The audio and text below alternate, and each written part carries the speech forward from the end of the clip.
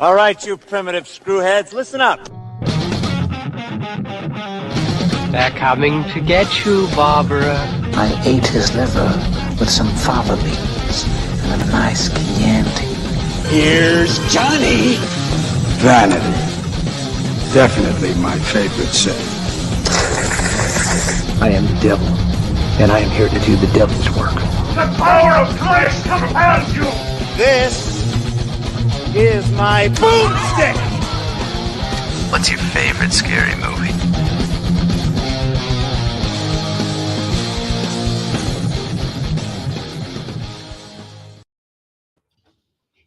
Hello, horror heads, and welcome to Shiver, a horror movie podcast. We are your hosts. I'm Daniel DeBona. And I'm David Ulloa. And this week, we are getting into what is honestly, when you look at the whole thing, an absolute gold mine of horror movies as we are finally tapping that sweet, sweet vein called Hammer horror. Anybody unfamiliar? Hammer films, incredible, just wonderful movies. I mean, you got to have a feel for them. They're not for everybody. I will say that. But man, when you get into them, this is where you get your Christopher Lee Dracula. This is where you get just so much good stuff. But Peter Cushing Frankenstein. But we're not going to go with the Christopher Lee Dracula. No. We decided to do vampires a little bit differently. And we're going to be doing a review of a little movie called Captain Kronos, Vampire Hunter, released in 1974, oft touted as the last great Hammer horror film. So this one was one I had never even heard of before you threw it out there, Dave. Like, how did you even come across this thing? So a couple years back, I went on a Hammer horror deep dive, and I basically went through everything that they released from 1958, which was kind of like the rebirth of Hammer Studios. They were almost exclusively like a sci-fi B-movie movie studio before then. And then 1958, they do the Curse of Frankenstein, and completely revitalize their entire studio. And they see that, oh man, you know, we've got this this awesome stable of actors here that we can use to make these horror movies. And so they reuse a lot of the same actors, a lot of the same directors and writers, and they go, let's do Dracula. And it's like, oh shit, that's an even bigger hit. Let's go The Mummy. And they just start tapping into all these Universal properties. And so I found that I was really digging these things. So this was probably close to 10 years ago. I did this Hammer deep dive. And once I finished the Dracula and the Frankenstein and the Mummy series, I was like, fuck, there's got to be more. And so I went like really obscure, and I'm like, the Karnstein trilogy, let's fucking go, man. You know, lesbian vampires, I am on board. Yeah. You know, vampire circus, fuck yeah, let's do that. And so I stumbled upon this in this deep dive, and I was like, Captain Kronos Vampire Hunter. The title alone was like, I'm in. I kept waiting for him to travel through time. Spoiler, he doesn't. His name isn't Kronos with a CH. It's with a K. So there's no time travel in Captain Kronos, in case anyone was like, I can't wait till they get to that part. Coincidentally, the idea behind Captain Kronos was that this was going to be the first in a series.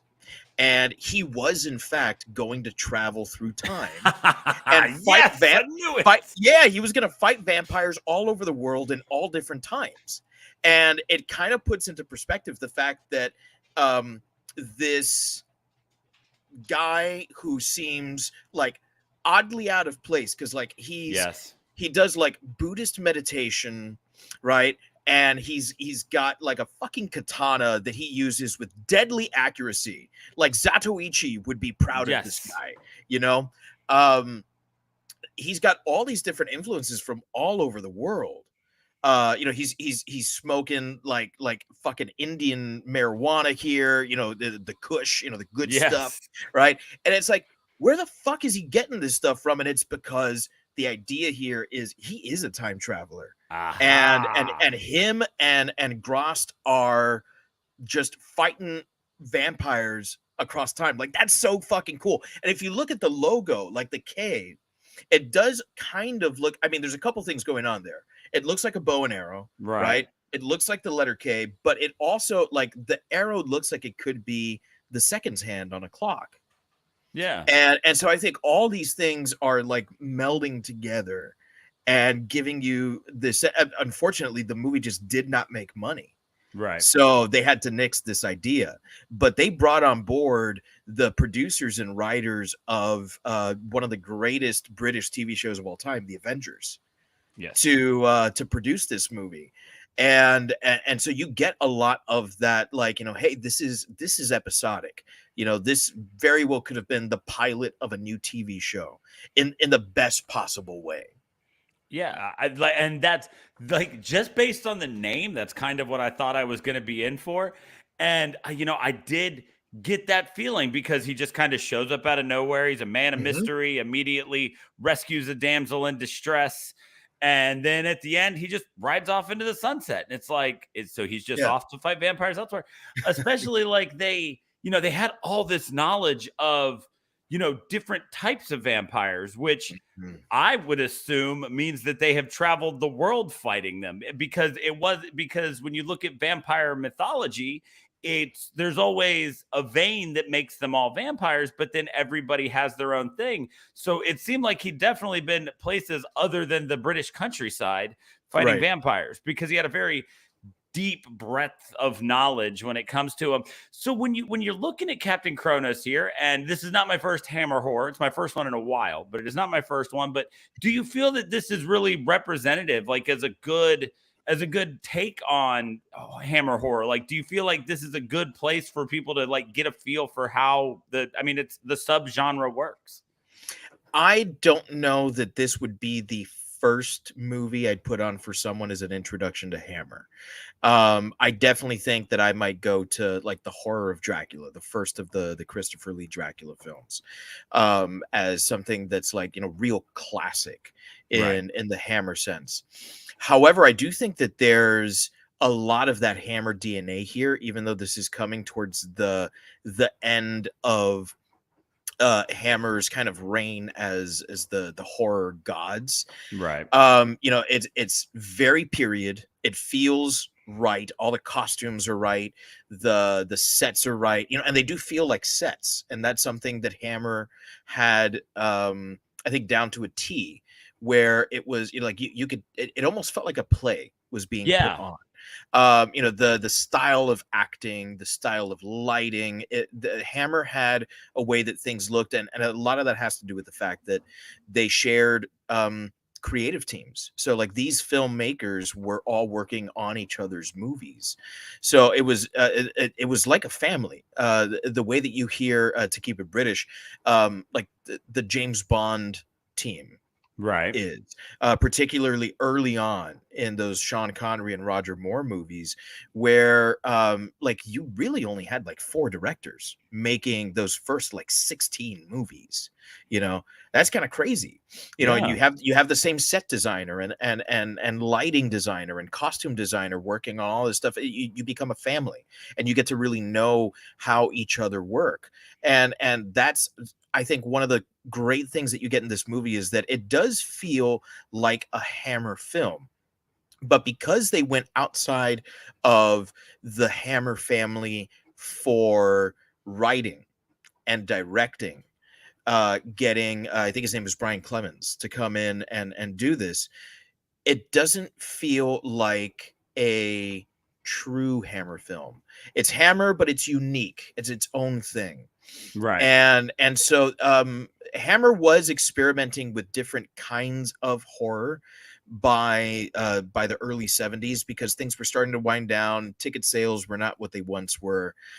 But you do start getting some like weird things, like you got a kung fu vampire movie at one point. Of course you did. And it's surprisingly not bad. I'm not gonna say it's good, but it's surprisingly not bad and ridiculously enjoyable.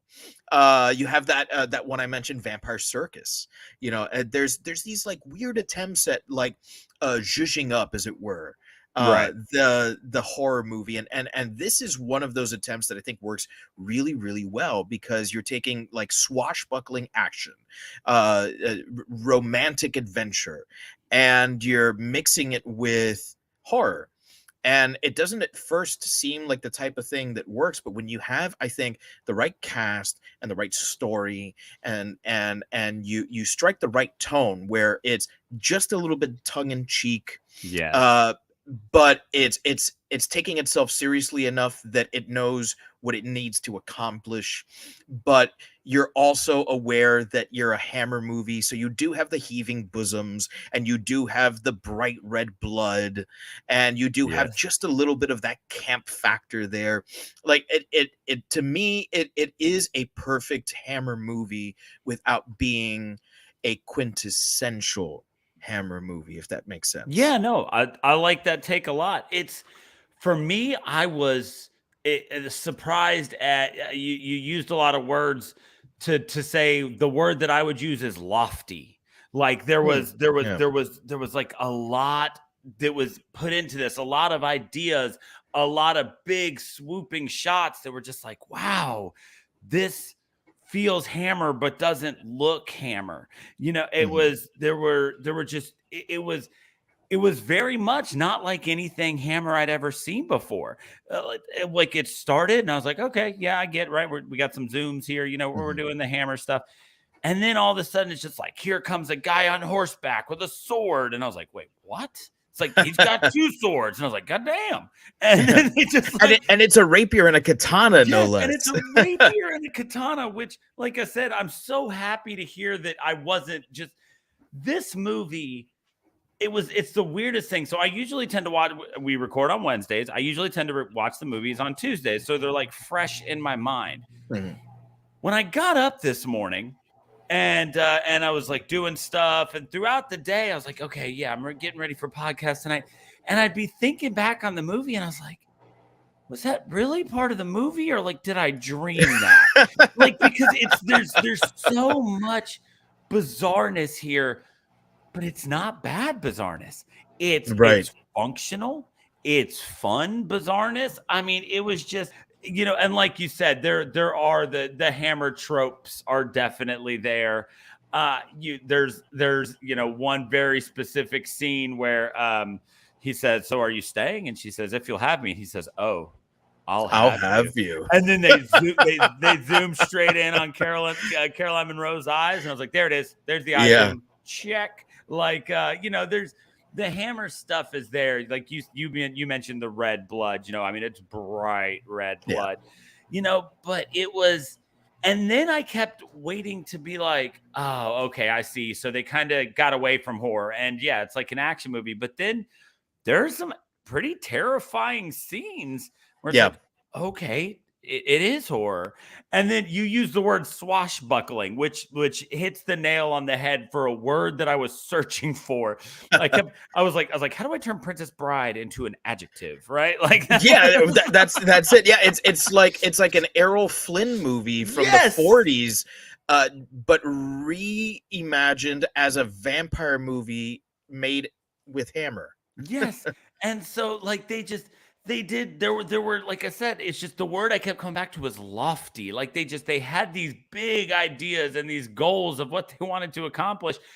And honestly, with as much as packed in here and as many twists and turns as kind of this movie takes between action and a little bit of love and a little bit of comedy and a little bit of horror and all that, it's like I don't know that they must have left much of anything on the cutting room floor, because Yeah. we got a lot, including a couple of scenes. Well, one scene in particular that honestly I can't even figure out why it exists, but we'll get to there when we talk about the story. It's just there's so much here, and it's so much fun, and it was great to see some of these familiar faces. I Mhm. texted you while I was watching. I was like, oh my god, like I'm recognizing so many people, and you're like, yeah, yep, there they are. And I was like, that's Lobot. You're like, yes, it is. And I was like, son of a bitch, this guy can't stop serving people. And No. so it was just, God, it was a lot of fun. it definitely scratches the itch for Hammer.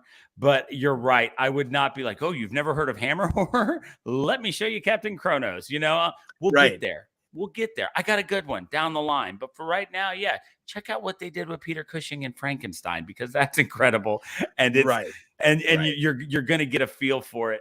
But man, it was I had zero expectations either way.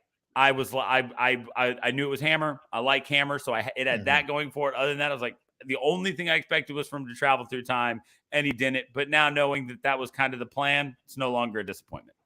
Yeah, and I mean, I guess you can't really hint at it in the first installment. They Right. would have, if this movie would have been made today, they would have tried to make this a shared universe right from the get-go. Correct. And they would have overstuffed it with all of these unresolved plot points that they would have resolved 4 or 5 movies down the road. And the movie would not have made enough money for us to see how it ended up, and we would have had something that does not work as a completed film.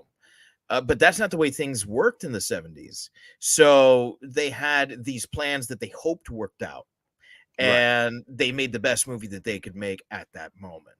And unfortunately, it didn't work out. There is a continuation, which I have not read yet, and I always planned to do. And after watching the movie yesterday, I also watched it yesterday. I just went on Amazon and ordered it, and I'm like, fuck it.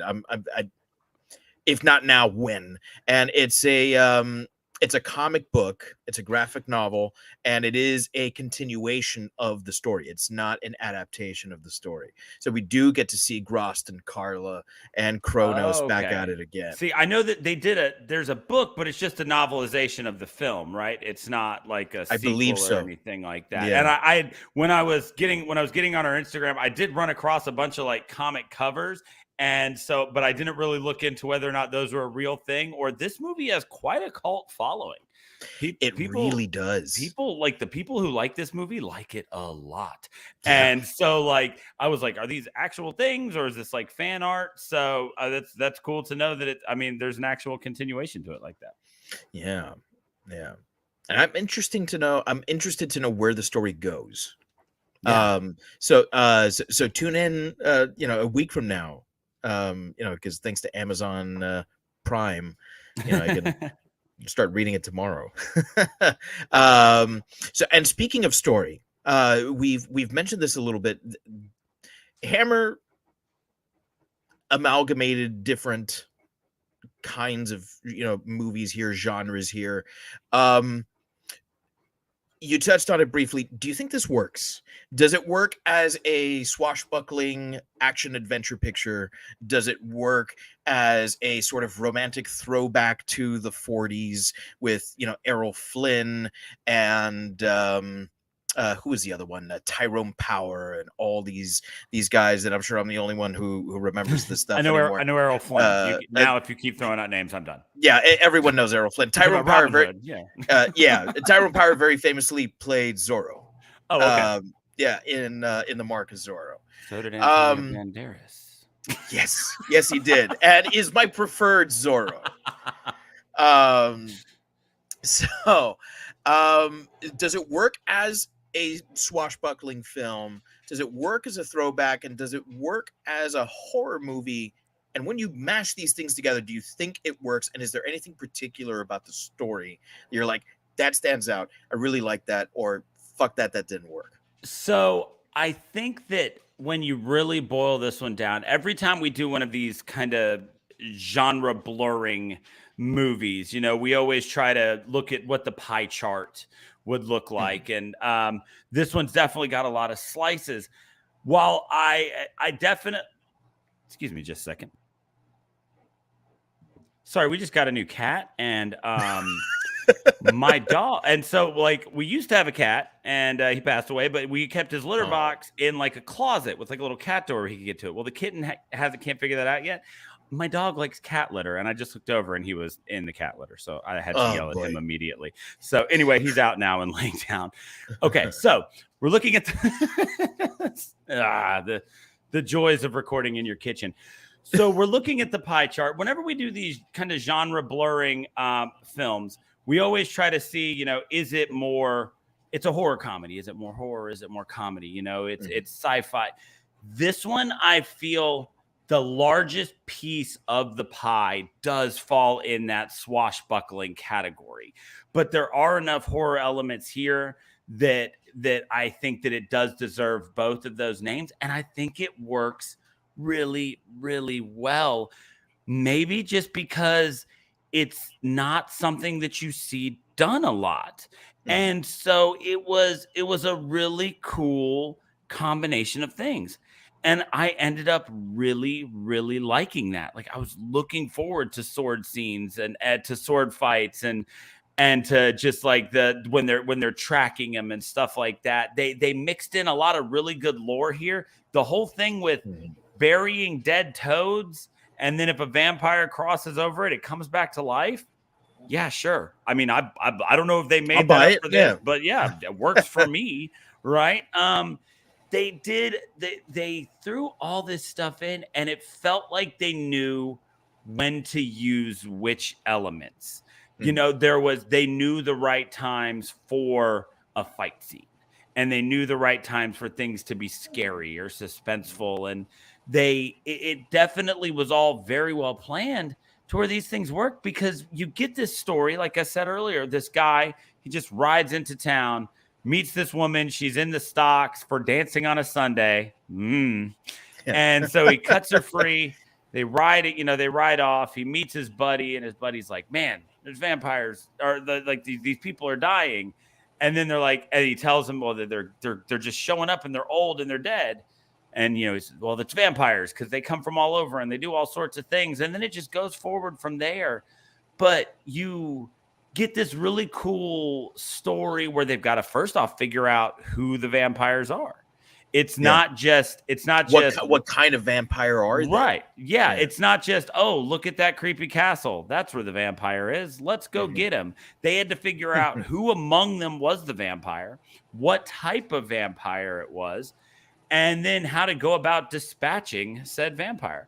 And then they even have to scheme. Then there's like a little Ocean's 11 to it where they've got to send in Caroline Monroe to be the bait, because they think they know who the vampire is. They've got a pretty good idea. They at least know what house the vampire's in.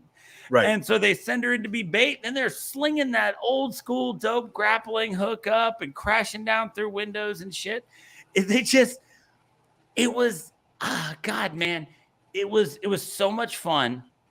All of it was pieced together well. And this movie had one of my favorite vampire scenes in it now, which was the trial and error execution of his friend. Oh man, it's comical. It's so funny. So Dr. Marcus, Captain Kronos' friend, realizes that he's become a vampire, and they're trying to decide, well, can we save him? No, we can't save him. We've got to just kill him. So they try to drive a stake through his heart. And yeah, there's this really comical moment where he screams, but then they pulls it out and he's not bleeding. And it's like, well, shit. And so then they have to try to figure out what's going to kill him. And they play it like deadpan. Yes. Because Grost is like, the vampire only bleeds upon death. And it's like, oh shit. Okay, cool. So this is how this works. All right. So wooden stake, no good. What's next? So they string him up and pull his chair, hang him by his neck while he's still in his chair.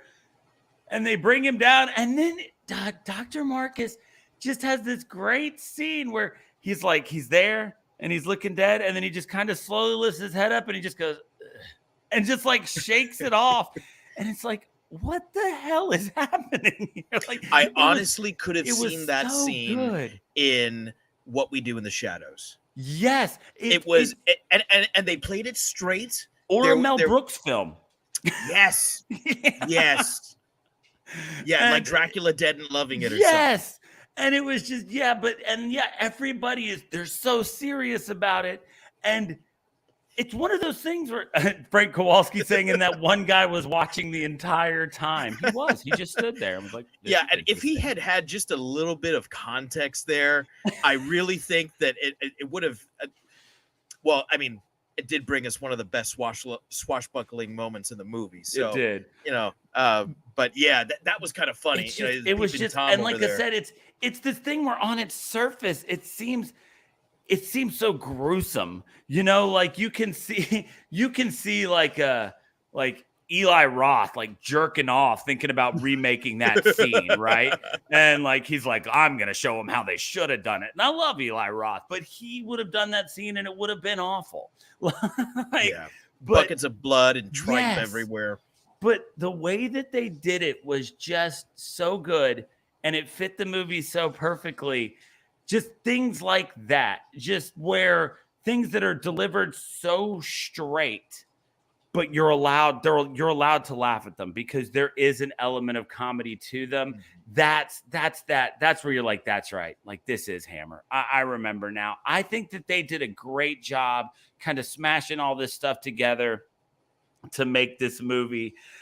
And it was just, like I said, I think that when it's all said and done, that swashbuckling pie chart piece is probably the biggest, most important one, but it definitely deserves to be considered a horror movie as well. And they did it well.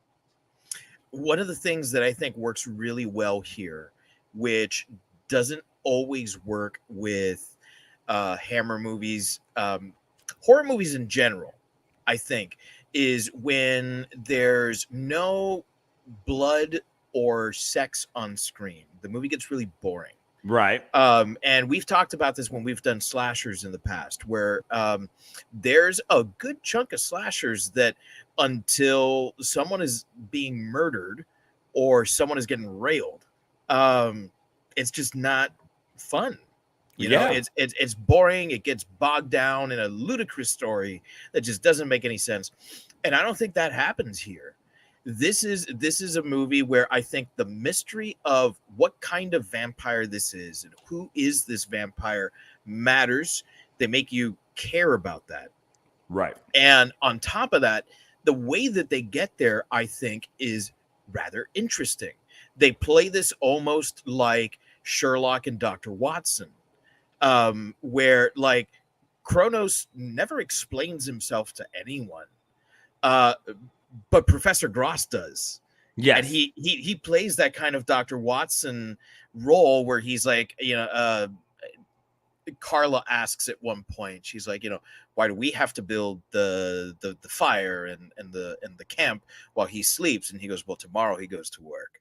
And there's this sense that like there's a grandness to him, and it all kind of works together, these elements of the story, and it never feels dull. Yeah, never. Which that is the worst thing a movie can be, in my opinion, is boring. Because even if you're swinging for the fences and you just flat out fucking miss, at least you were swinging. Right. But that movie that's just boring, like there's no saving it. This movie swings for the fences, and I think like 9 times out of 10 it knocks it out of the park. And that to me is the greatest thing about this movie, is that there's really not a moment where you're ever let down, because you're either truly entranced with the story, or you're on board with the action, or you're on board with the horror. And there are some good looking chicks in this movie, and yes. that's one thing that Hammer never let go of from the very beginning. They were like, we want to make our movies as sexy as possible, and they do it in this movie without showing any skin. Yes, like so genius when Carol Monroe gets naked before they have sex in the barn. The way they line up the shadows. I mean, just the picture perfect shadows. It like, so just little teases like that, or she's always just kind of covered up or just holding a blanket. But you're right, with less skin than you would see at a beach. Yeah. So it's kind of interesting because it does feel romantic and it does feel sexy in classic Hammer sensibility. and yet, um, I mean, there's movies where there's like flat fuck out full frontal going on in Right. some of these Hammer movies, so this is really tame in comparison.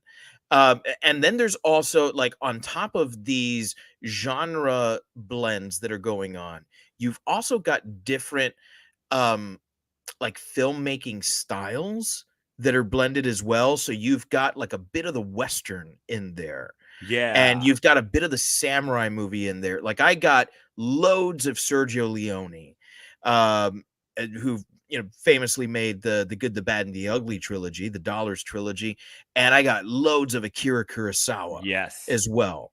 And that showdown in the bar, I like mean, that, it was like something straight out of an anime.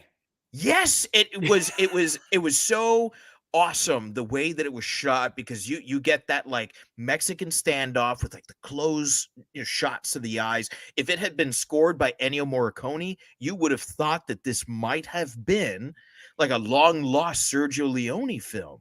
Right. It was, and yet it did still feel kind of Kurosawa-ish. It was very, very odd. And then you get hints of like those Zatoichi movies, and I forget the name of the guy who directed many of those Zatoichi films, and I'm gonna butcher it either way.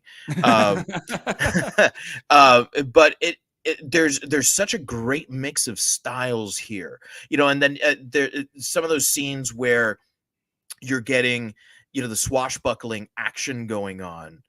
It's filmed very much in the way that like those old like John Ford action movies were made in Hollywood. So there's so many different things going on here, and there's lots of different ideas, and I think they all work.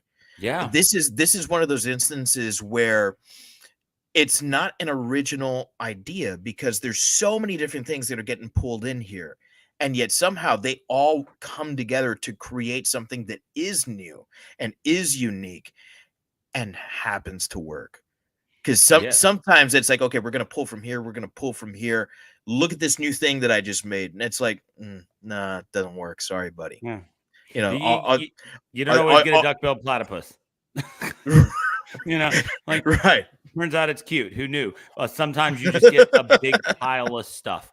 So speaking of, while we're talking story here, there was a moment in this film that has left me. I have been racking my brain, and I'm either missing something really obvious, or it's something just light years beyond anything I thought of. So help me out if you've got any ideas here. Okay. So when they decide that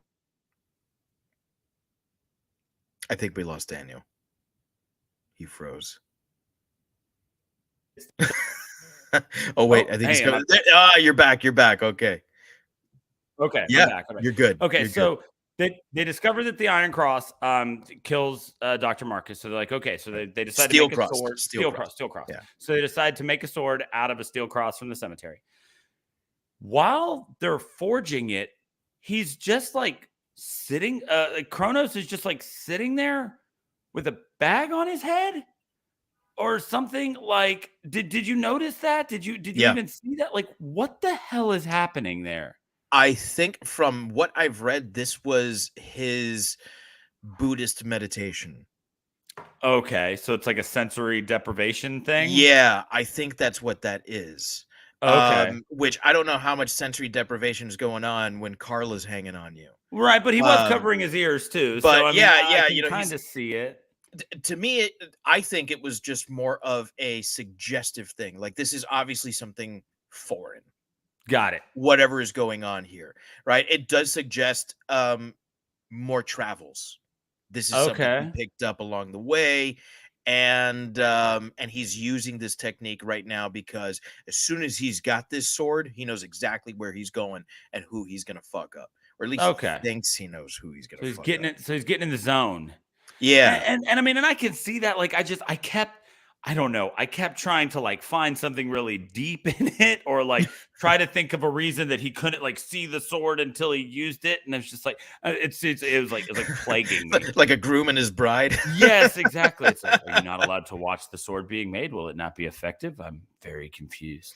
There's so many rules that they throw out that who knows, it might have been. Very, very true. So okay, I can rest easy now with Yeah. that one. So we've talked at length about this idea that Captain Kronos, possibly was going to travel through time. I mean, he's a very deep character with a lot of influences that we don't even know everything about. But when you're looking at all the characters in this movie, I mean, you've got some Hammer stalwarts, some people that you see all the time. You've got some newcomers. You've got people who fit into those different types of genres that we have talked about. How did this cast of characters work together to pull off what we keep saying is a movie that works real well?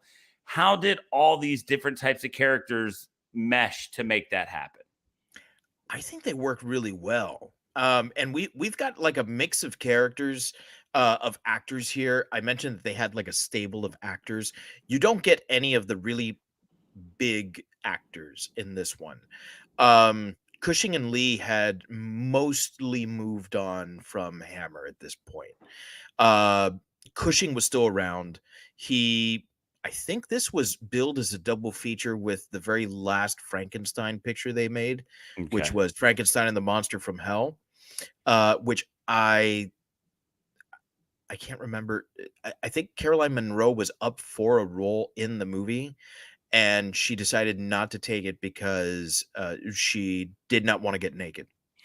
According to her IMDb, that would be one of very few horror films that she decided not to take. Yeah.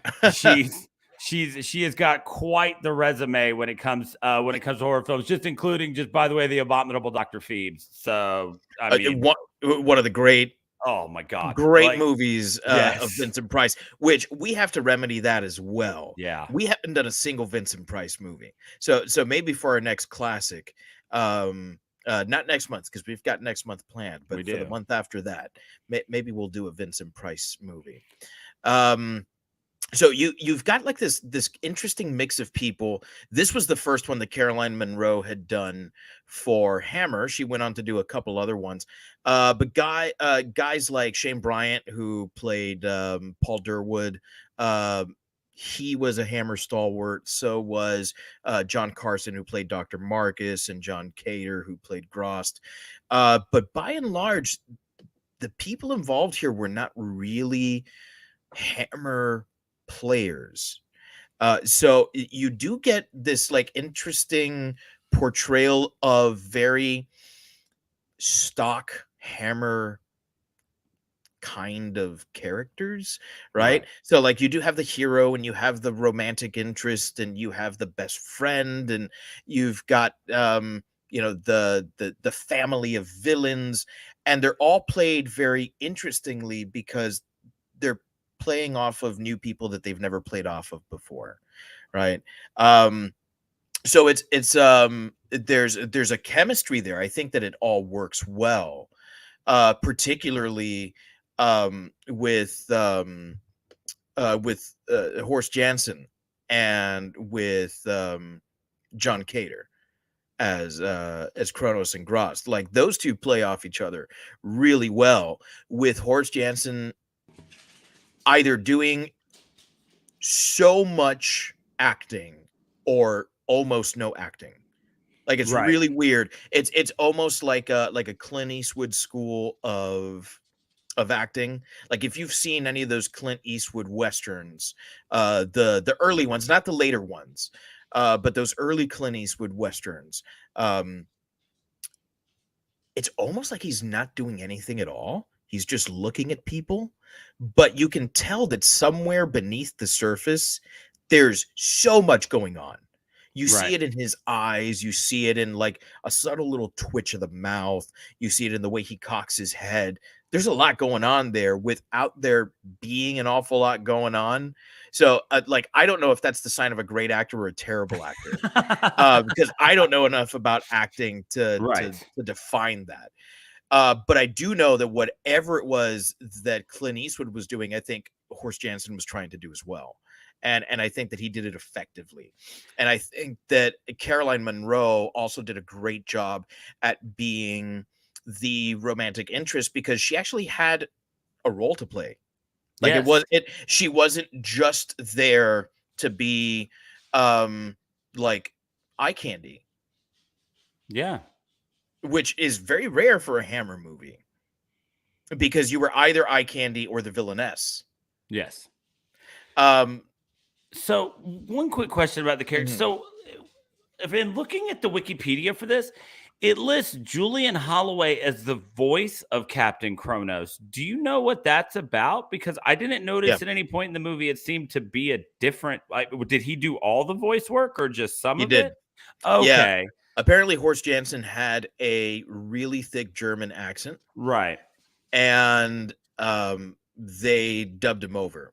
And Okay, just like Caroline Munro, who's a British actress and speaks with a, typical London accent, they wanted her to have more of this like classic, Hammer theater accent. And so the voiceover actress who had worked on many a Hammer picture, um, doing overdubs for different actresses from different countries that they would hire simply because they looked the part, right. right? They hired her to do Monroe's overdub. Really Oh, weird. okay. Yeah, very Yeah. strange, because if you listen to Monroe in like The Spy Who Loved Me, which came out shortly after this, where she plays a villain instead of a hero or Hmm. a heroine, the voice sounds completely different. Yeah.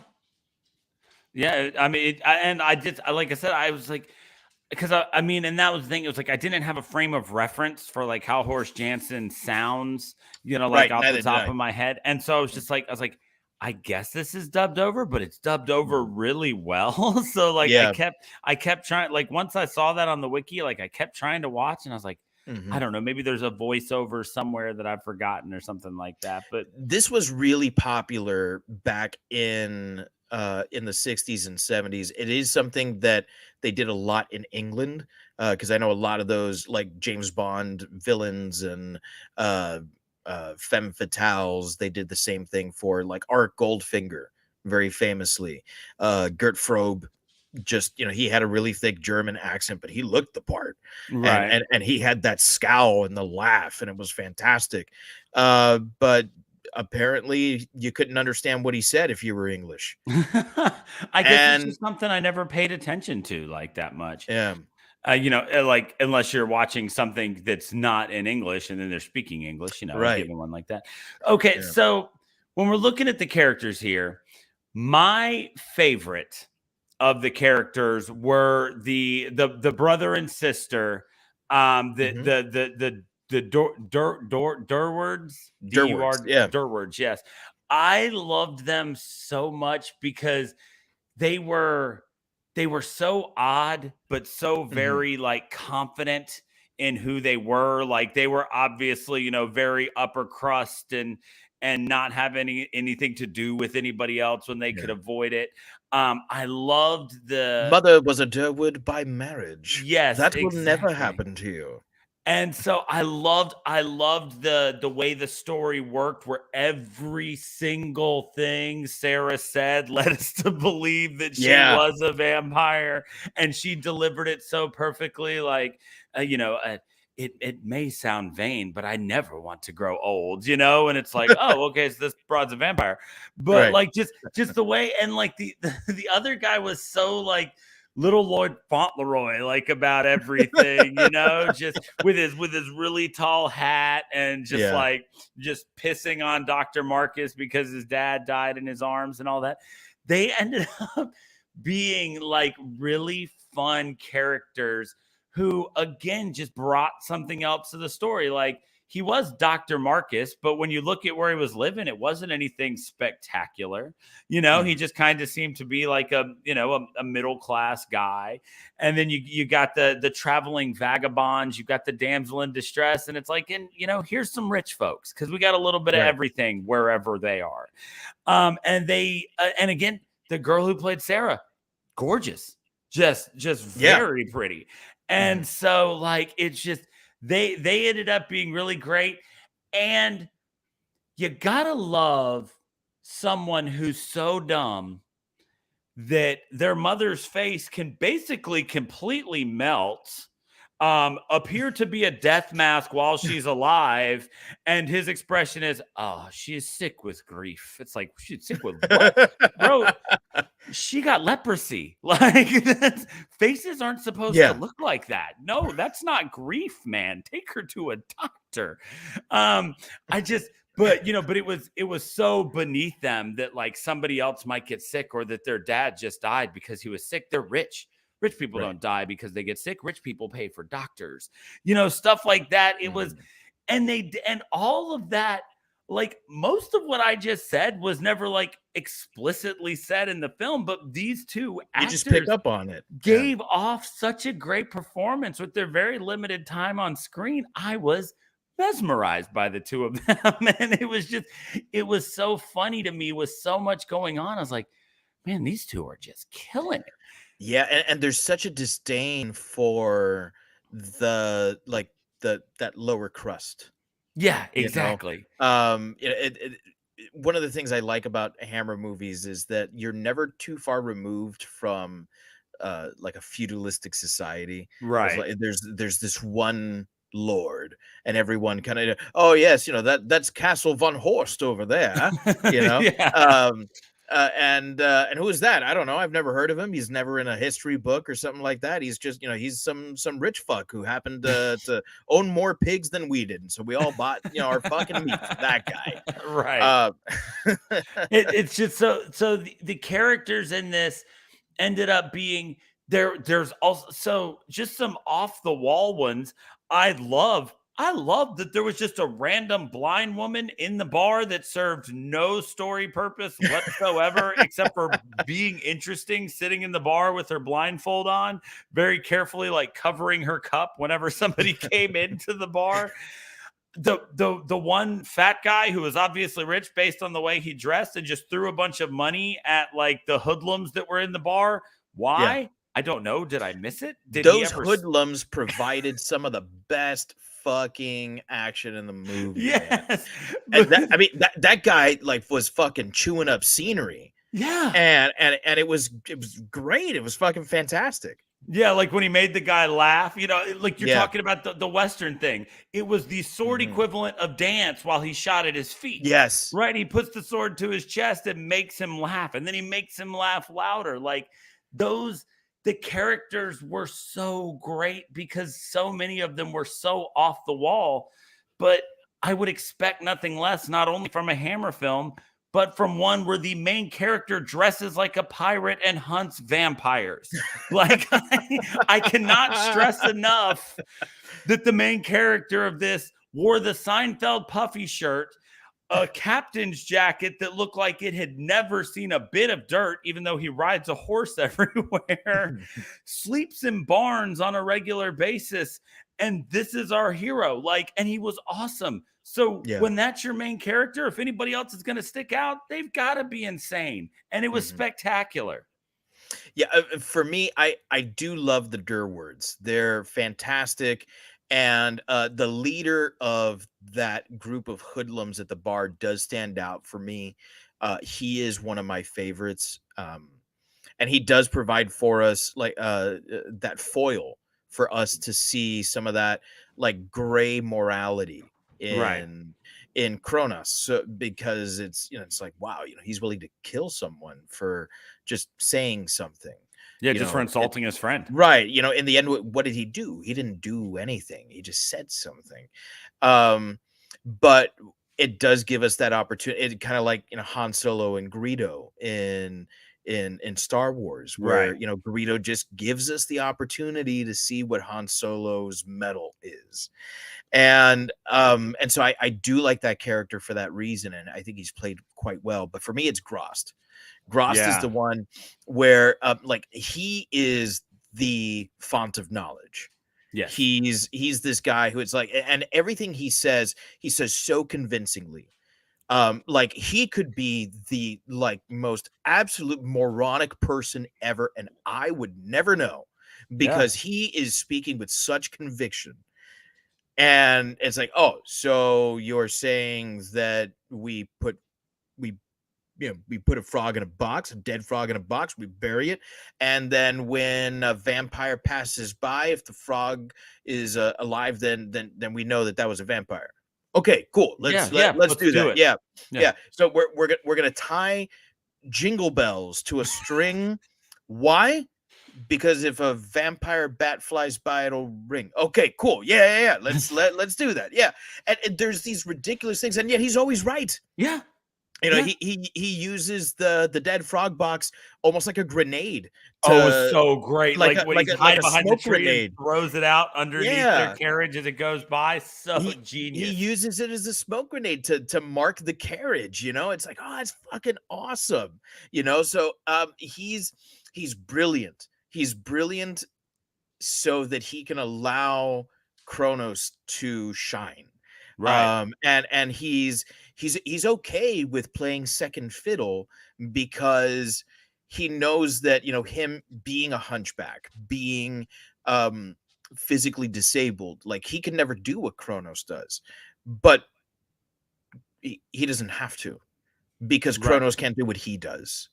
And so they make the perfect team. They are Batman and Robin. They are Sherlock and Watson.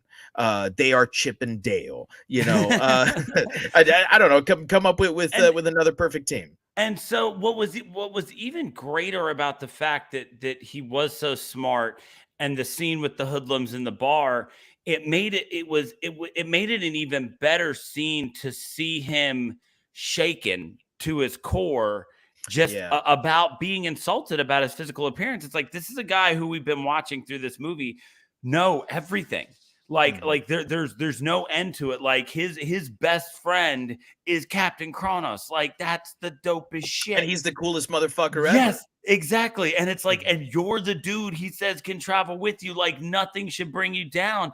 But it's such a vulnerable moment where it shows that everybody, like no matter how great you are at anything or something, that there's that one thing, right, that everybody's insecure about. And it made that, like, having that scene in there did so much to ground him as not just like the Lord High Genius who knows all this stuff. It's like, yeah, he's also a dude, right? Like, and then to just see his best friend, what did he say? It was like, God wouldn't have made you anything less than perfect. Right. If he did this, there's a reason. But then that's all it took, because then he realized, oh, it doesn't matter what some asshole in a bar says. My best friend is the coolest guy alive. And so it was just, there was a really touching moment with them right there that was spectacular. And he really was a great character. Yeah. Great. Oh, also, just before we move on from characters, if you didn't watch the credits all the way through, the very last character credited is an actress who just played Whore. Yeah. Like, I'm just sitting there watching the credits, and I'm like, oh, Whore. Okay. It's a nice change up from Whore number 1. Yes, exactly. And Whore number 2. No, she's just the whore. Just the one whore. Yeah. Just the one whore to rule them all. One whore to find them. One whore to bring them all, and in the darkness, bind fuck them. Oh, fuck, I'm gonna hell. So one of the things that we touched upon a little bit, and we touched upon a little bit in our overview, a little bit in our story discussion, but I think merits its own conversation, is how vampires are handled in this particular movie, right? So part of this is due to Hammer's attempt to turn this into its own franchise. Right. And part of this is due to Hammer just, like throwing shit in a gumbo pot and seeing what works, because the standard Dracula and Frankenstein stuff just wasn't cutting it anymore. Right. We see drastically different vampires to what we've seen before. You mentioned before that Gross says, well, we think of vampires as sucking blood. This one is sucking youth. Yes. And it's rather striking at first when you see this, once, gorgeous, vibrant young girl left looking like a frail old woman, and it happens over and over and over again. And we do see, that rather ominous image, very Kurosawa-esque, when the door swings wide open and there's the Yes. hooded figure with lightning crashing in the background, and that this is going to be the next victim. It's a fresh take on vampires, but as we well know, living in a post-Twilight world, not all takes on vampires are seen as good. Right. Right. So how does this fit into the larger mythos of vampires here, and does it work for you? So you took a couple of words right out of my mouth, which is, when the idea of the vampire tale is old as time. And so you're always looking to put a fresh spin on it. And you're right. Sometimes that just doesn't work. What's interesting here is it is a fresh spin, but it's also just kind of an amalgamation of, other things that have already existed. What we got with this were vampires that were somewhere between your typical, Draculaean vampire and a psychic vampire. Like it's Right. like it's like an overlapping of those two Venn diagrams, right? Like the vampires that we got from this are right in the middle. Blood seems to be a factor, as the girls do bleed, but it's not drinking the blood necessarily. And so, A but product of the wound. right, it's just a product of the wound. And so, but you're still removing their life force, just in a way that you're like taking years from them, like you're stealing their youth. So you are taking away their life force, much like a vampire or a psychic vampire. You're just doing it without taking their blood.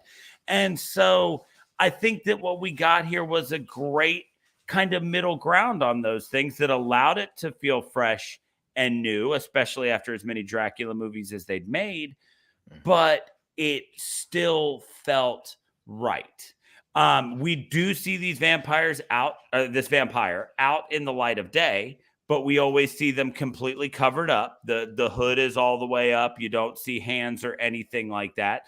So we're never, except for with Dr. Marcus, but he's still turning, which could be why he was able to be out in the sunlight. They never really established whether or not that is part of their vampire canon, but they left enough there that you can think it may or may not be. They took the concept of the vampire, changed it just enough to where they made it their own, but it still felt familiar. I'm not gonna sit here and shit on Twilight movies, not because I don't want to, but just because it's fucking hack. But like, but they took things and made them too unfamiliar, and they took things and made it to where it just didn't feel right, which is, it's a thin line to walk when you're taking something that people are very familiar with and changing it, but making it still feel cozy. You still feel comfortable with this idea of the vampire. One thing that scene where the door crashes open and that you were talking about, that scene went a long way to sell these vampires as horrifying, because in that one, the vampire actually tears them to shreds. Like you're watching blood splatters land out on the sides, and they looked far more gruesome by the time Kronos found them. Well, and you know what I think about that? I think that? it was a different vampire. Okay, so because I think previously we were seeing Lady Durward Right. And I think that is Lord Durward. Who would be hungrier because he's just come back to life and more Yeah. desperate for life force. That makes sense. And Yeah. so he Now, would I have mean, drained them further. there's no indication that that is the case. Right. But But I think that, logically that kind of makes a little bit of sense there. well, especially because Lady Durward, she was draining them and leaving them, just old. But those were drained to the point of, death on the Nothing. spot Yeah. and shredded, which would make sense because, like I said, he would need more life force because he was literally brought back from the dead and he's still hurting. She was doing all right. So, I like that they not only did that, but that they established this is not the only type of vampire. This is just our type of vampire, which that goes a long way towards making it more okay to mess with vampire mythos when you're it's a different breed, like Blade's like, all right, they're vampires. You kill them with garlic, sunlight, silver, boom. So then Blade 2, they're like, no, those are still there, but check it out. Here's these other ones. And then you're like, oh, okay, cool. So like we still got vampires, but now we get new vampires, right? It's as long as you don't just go, no, this is the way all vampires are. Fuck you for thinking differently. Then I think people are gonna be okay with you messing with those tales. And that's what they did really well. I agree. And I think that because we know where the producers were heading, in that this was simply going to be one kind of vampire that Kronos was going to encounter, where in the next installment, maybe the steel cross wouldn't have any effect on him. Maybe it would be something else. Maybe some other metal, or one of the more obscure sort of deaths from one of the middle entries in the Dracula series, running water. Oh yeah. Sorry, when you said running water, I was like, I haven't seen that. And then I was like, oh no, you're talking about like something that stops vampires, like moving water. Got it. Yeah. That would, you trap them in running water and done. And I think they use that in Taste the Blood of Dracula, or I don't know, maybe it's Dracula's Risen from the Grave. I can't remember right now. It's been a while since I've binged those Dracula movies. I need to get back to it again. I have seen that first one quite a few times, but the ones in between, it's been a little while. So I think that kind of makes it go down a little easier, that they're kind of messing with the Dracula, the classic vampire mythos there. And I do like that they are leaving this subtly sexual, because to take it back to Twilight, I again, I don't want to shit on Twilight. It is something that a lot of people are really into, and I think it does have its merits, even if it's not my thing. Right. But I think that when the beauty of the vampire is in how subtly sexual a monster it is. And when you turn it into an overtly sexual monster, where like it's not a monster anymore, it's romance. Yes. Then you've kind of taken away a lot of what that monster represents. And ultimately that's, for someone who's in it for the monster, who's not in it for the romance. Now you've taken away what I was looking for in a vampire. And I think that they left this here where it was still subtly sexual. And you do get this vampire who's draining these young girls, and it is all virginal girls, right, who are being drained with a kiss. Right. It's subtly sexual, taking them away. And it's the girl who turns old enough to be a woman, so she gets her her wristlet from her father, right? And it's like it's so perfect, because then at that moment, the moment she ventures out, that's when thinking about this, in a critical analysis sense, that's when she goes out and loses her virginity. Also, the dad dropped like the most like subtly like racist like a line when he's like he goes, I'm just quoting the movie here, and maybe I just read too much into it, but he goes, that thing is locked tighter than a money lender's purse. And I was like, Oh oh yes. yeah. I was like, Yeah. oh, pops, that was racist. Yeah, yeah. And we don't condone anti-Semitism here No. at Shiver. Um, yeah, that definitely was. So But yes, product of yeah, its time, sort yeah, of thing. no, yeah, but like you said, just that's and you're right because she was finally a woman, and this is what she got for it. Right. So there's still, I think, enough here to make this classically vampire, but enough to indicate that, okay, well, this is something new, and particularly because we're trying to establish a new series here, Yeah, a new kind of enemy, where if they had gone with a traditional vampire for this entry, it would have made it awkward for the second entry to then change it up.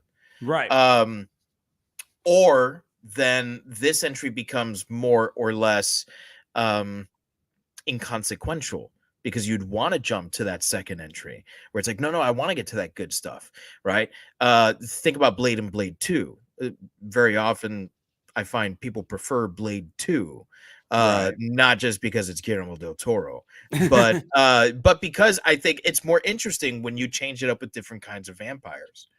So And I think it works. And I think that because it doesn't buck any of the commonly accepted, the traditional vampire myths, right? It's not that that stuff doesn't exist. It's that there's this stuff in addition to that. right, like trying the steak first, on Mhm. Dr. Marcus, or talking about how he had to kill his mom and sister with a Yeah. steak, but then also to show the teeth marks, Mhm. on his neck, to be like, yeah, no, that type of vampire is still around, like all those things they did that just established that they weren't trying to recreate the vampire, they were just trying to create another one. Yeah. Yeah. Yeah. I think that this could exist if there were a Hammer horror shared universe. Mhm. I think that this could exist within it. Yeah, well, I think without a doubt, this absolutely Mhm. could. So, I guess that takes us to it's time for us to rate this thing. So, if you are new to the podcast, what we like to do is we only like to rate a movie against itself. So, for every movie that we rate, we do it out of 5, but we give it a unique rating system. And for this one, we're going to go with something that you just don't see that often. At least I haven't seen it that often. And we are going to rate this out of a possible 5 katana wielding Germans. It's too perfect. It's too perfect. It really is. Like I just that first time that I saw the handle on thing, I was like, that is a motherfucking katana. And then you see the rapier too, and I was like, and that's a rapier. And then they make the steel sword. They're like the iron sword, and they're like, and that it's like, and that one's just a long sword. Like this dude just knows his shit. Like if there had been another one, he'd have had nunchucks. So out of a possible 5 katana wielding Germans, Dave, what do you give Captain Kronos? I've been thinking about this because I really do like this movie a lot. This is one of my favorite Hammer horror movies. And I thought at first, I'm like, okay, well, I'm probably going to be somewhere around the 4 katana wielding German range, Right. because if I had to watch a Hammer movie, this probably wouldn't be the first one I'd put on. I'd probably go somewhere in like the Frankenstein or the Dracula realm. But then I started thinking, I'm like, man, but you know what, like the fact that it isn't Frankenstein or Dracula is part of the reason why this movie's so great. It's Right. because it's Indiana Jones, Yeah. because it's Robin Hood, because it's all these other things in addition to being, like a Hammer Dracula movie. So I was like, maybe I'll go 4.5. And then I was thinking, well, I don't think I'll go as high as 5, because there's all these things that kind of feel like they were setting up a sequel or a series, and so they could have been better explained later down the road. But then I think, but I do like mystery. Yeah. And I think my disappointment in not getting a sequel or a series shouldn't have any bearing on this rating this movie. Okay. So I keep trying to come up with reasons for why I shouldn't give it 5 and falling short. I know that at this point it seems cliche that I'm giving every classic movie 5. But I think I am gonna go 5 katana wielding Germans for this one. All right. I'm not gonna go that high. It's it's one of those things where you like you said, you kind of look at this one and you always have that idea of, like, would I recommend this one? And I absolutely would. And to a lot of people, to a lot of people, I would recommend this one. I think that it does a lot of things very well.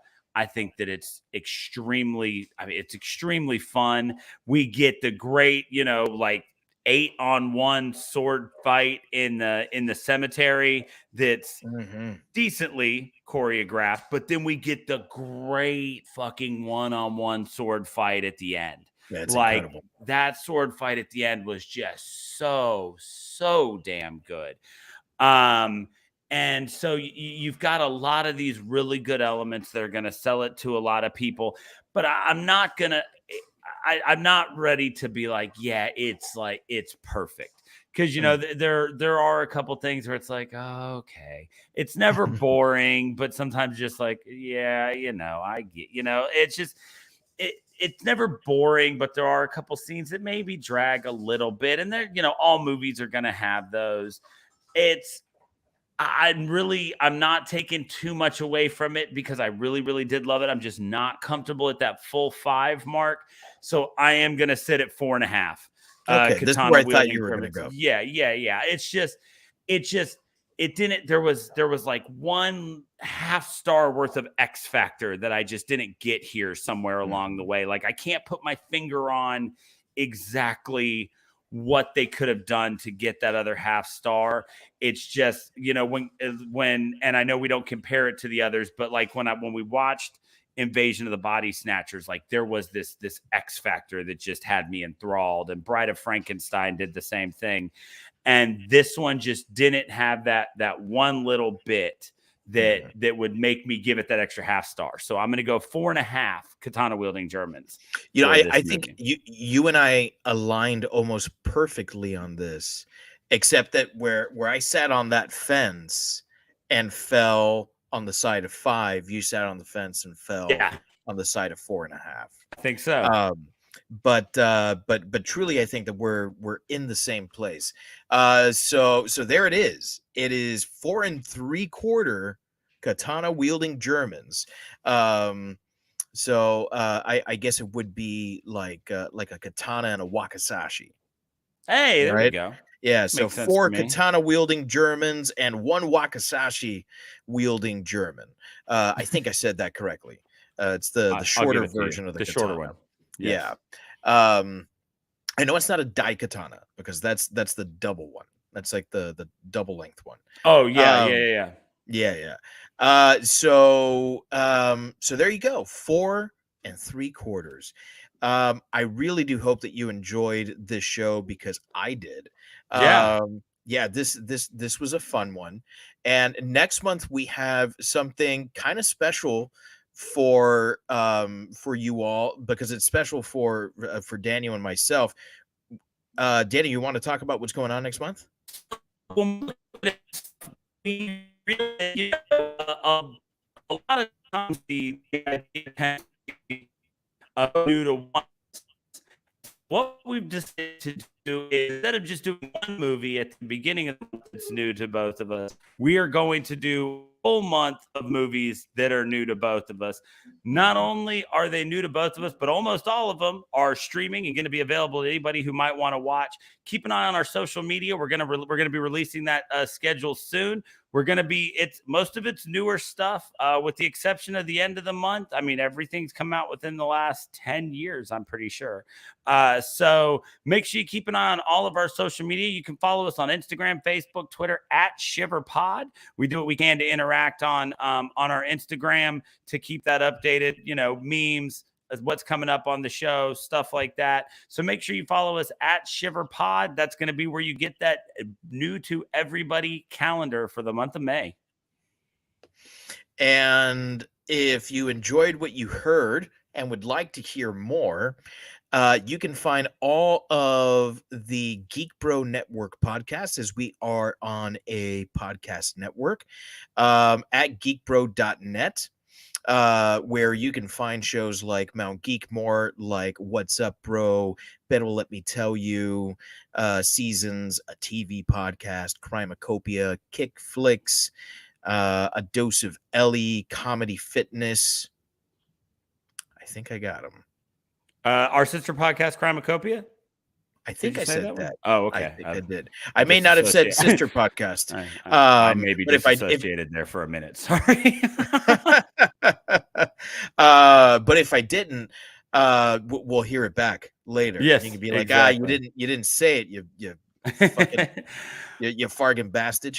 Also, speaking of Geek Bro, if you head to TeePublic and you search for keyword Geek Bro, you get merchandise with not only our logo on it, our awesome logo that you can find right up here in the corner and on Dave's coffee mug. You can get it on a t-shirt, a mug, a pillow. I don't know, maybe they make giant blankets. They do I know they do tapestries. So yeah, you can get not only stuff with our logo, but anything else from that show. So if you really like it, if you like our remarkable logo up here, make sure you head to TeePublic, do a search for Geek Bro, and you can find the logos for all the shows there as well. Absolutely.